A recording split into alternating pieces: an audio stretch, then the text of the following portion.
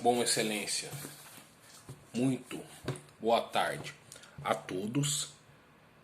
É uma grande satisfação, primeiramente, sustentar oralmente nesta turma. Uma turma que, em várias decisões, respeita a dignidade da pessoa humana, respeita o ordenamento jurídico em si. É uma honra. Cumprimento a todos os ministros aqui presentes.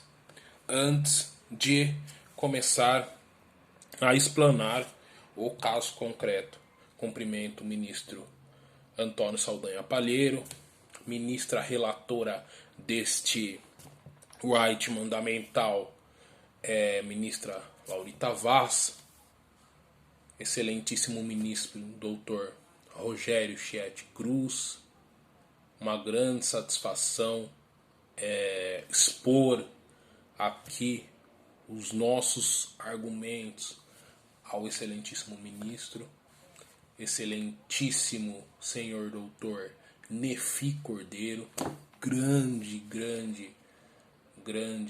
ministro, com decisões ímpares que são nos moldes da Constituição Federal.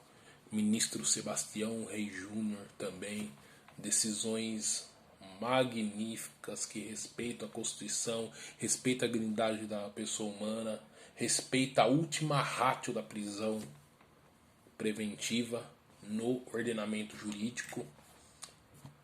Ministros, e falando em última ratio, é esse o ponto central desse right mandamental. O que? A necessidade ou não da prisão preventiva do paciente no caso concreto, ministros. Vou resumir mais ou menos os fatos minuciosamente para que vossas excelências possam analisar qual é a situação deste habeas corpus. O caso foi uma tentativa de roubo. 2 indivíduos, um menor e o outro maior, assaltaram uma loja. E onde entra o paciente aqui nessa questão? O indivíduo fugiu e deu com a mão para o paciente que estava passando em via pública com o seu veículo. O paciente parou o carro e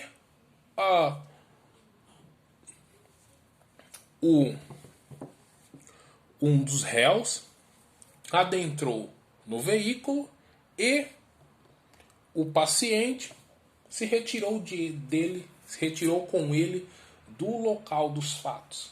Este é o resumo fático da questão. Pois bem, a polícia civil, em diligências, encontrou o veículo e todos estavam no estabelecimento. Tá? Tudo isso foi arguido já em audiência de instrução e julgamento. E levaram o paciente e os outros réus, supostos réus, presos em flagrante. Tudo bem. Após a prisão em flagrante, na data posterior ao fato, o paciente ele foi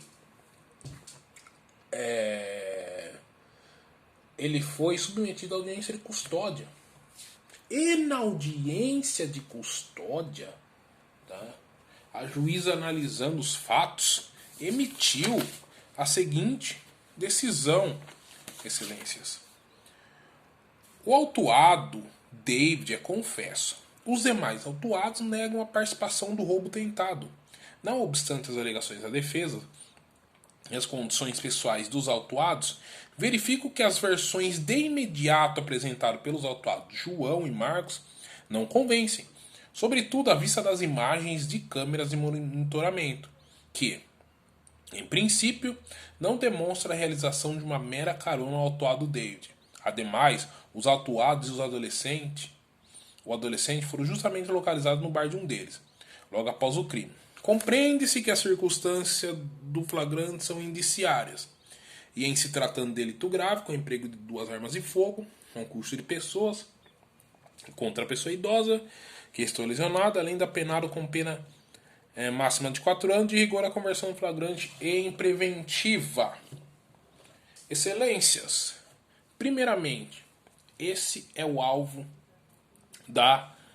do habeas corpus em questão, porque foi impetrado depois habeas corpus no Tribunal de Justiça Local do Estado de São Paulo, porém os argumentos foram basicamente os mesmos, certo? E qual que é a questão aqui? Porque a início dessa sustentação oral, eu mencionei para vocês, para vossas excelências, aqui, a última ratio. Por que eu mencionei para vossas excelências a última ratio? Porque, numa visão topográfica da decisão da juíza e de qualquer decisão, nos moldes do artigo 93, inciso 9 da Constituição Federal, a decisão precisa ser fundamentada. E a prisão preventiva deve ser analisada por último, vossas excelências. E o que fez a magistrada de piso aqui? Analisou a prisão preventiva primeiramente sobre o cabimento ou não dela, sendo que no caso concreto caberia a liberdade provisória do paciente e também caberia aqui, no caso concreto, a aplicação subsidiária de medidas cautelares diversas da prisão, excelentíssimo ministro Antônio Saldanha Palheiro. Vejam que a decisão da magistrada de piso se limitou apenas a trazer para o caso concreto a gravidade abstrata do delito consubstanciadas nos argumentos de que foi o fato ocorreu por concurso do crimes, por 2 armas de fogo, sendo que não eram 2 armas de fogo, eram 2 simulacros que restou comprovado no processo, e também porque a vítima restou lesionada. Houve violência por parte daqueles que executaram o núcleo do tipo. Outro fator importantíssimo aqui, o réu, o paciente, é mero partícipe do fato em questão, excelências. Então, o que acontece aqui? Não foi analisado nenhum cabimento de aplicação de medidas cautelares diversas da prisão preventiva. A juíza de piso e o Tribunal de Justiça do Estado de São Paulo se limitaram a dizer que o crime é grave, que abala a sociedade, que traz insegurança e que eles devem ficar reclusos. Excelências, num crime que nem se consumou e que o paciente é um mero partícipe. Tá? Dá para discutir, entrar a discussão da mera participação aqui ou de um crime autônomo, mas isso será verificado na audiência de instrução e julgamento. Mas vejam, excelência, o quão desproporcional é essa prisão preventiva do paciente. Vejam o quão desproporcional é essa prisão preventiva. Isso tudo foi exposto nesse White mandamental. O paciente, excelência, ele é primário. Não possui nenhum mal antecedentes, ministra relatora Laurita Vaz. A juíza de piso tentou achar antecedentes do paciente em todos os estados. Pediu de Pernambuco, pediu antecedentes de Recife, de São Paulo, de todas, e não conseguiu lograr êxito em encontrar nada que desabone o paciente. O paciente também possui residência fixa. Possui residência fixa no Distrito da Culpa. Isso fulmina por completo a questão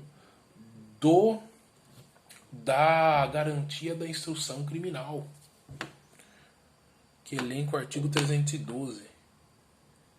Então, Vossas Excelências, é uma prisão totalmente desproporcional, cabível à concessão da ordem neste fato.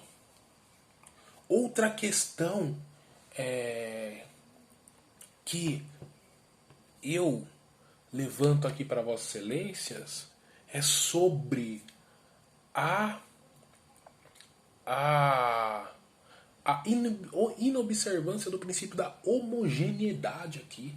Porque vejam bem, Excelência, eu falei da desproporcionalidade da prisão porque o réu, o paciente, é um mero partícipe. Existe desproporcionalidade da prisão porque foi um crime tentado que não houve consumação do delito. Não houve consumação do delito.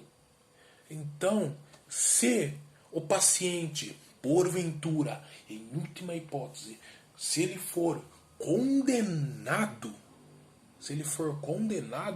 a pena dele não passará, na pior das hipóteses, na dosimetria mais desfavorável ao paciente, não passará de 5 anos. Regime semiaberto, no máximo, Vossas Excelências. Então, a prisão do paciente, ela é desproporcional, ela não foi fundamentada porque a juíza não analisou o cabimento das medidas cautelares, não analisou o cabimento da revogação da prisão preventiva, da liberdade provisória do réu, não analisou nada. Simplesmente colocou conjecturas na decisão e colocou o réu no cárcere, e é isso que o ordenamento jurídico e a Constituição Federal mais abomina. Então, Vossas Excelências, foi uma honra sustentar oralmente. Espero que Vossas Excelências analisem, porque, novamente enfatizando, é um réu primário, possui bons antecedentes. O paciente possui 47 anos de idade e nunca possuiu nenhuma passagem policial, não tem nada que o desabone. A prisão, ao entender a defesa, é extremamente desproporcional e inobserva o princípio da homogeneidade. Eu gostaria de explanar mais, gostaria de discorrer mais, mas o nosso tempo é curto, infelizmente. Tá? Agradeço novamente Vossas Excelências pela oportunidade. Foi uma experiência ímpar sustentar oralmente nessa Câmara, que, novamente repito, Câmara nessa 6ª turma, que, novamente eu repito, é uma turma que possui decisões totalmente dignas, que observam a Constituição Federal. Então, finalizando, Vossas Excelências, diante de todo exposto aqui, requer a defesa a revogação da prisão preventiva do paciente e, em pleito subsidiário, a aplicação das medidas cautelares diversas da prisão prevista no artigo 319 do Código de Processo Penal. Muito obrigado pela oportunidade, Vossas Excelências.